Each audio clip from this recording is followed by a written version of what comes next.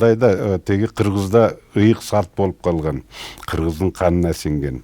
Жети атасын билген киши, значит, өзүнүн уруусун кайсы элден экендигин аныктаган. Мына ошон үчүн жети атаңды бил дейт. Жети атасын билбегенде теги мурда ушу кул катары эсептелген.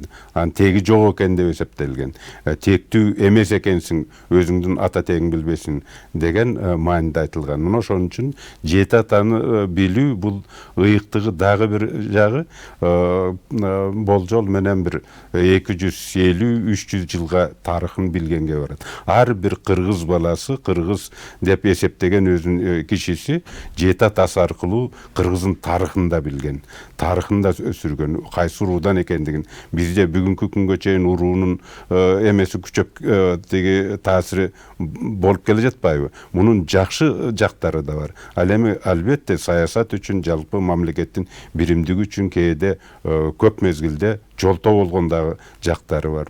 Бирок баары бир жети атаны билүү ар бир кыргыз баласына ыйык милдет болгон. Анткени ошол аркылуу кыргыздын өзүнүн тарыхын билген.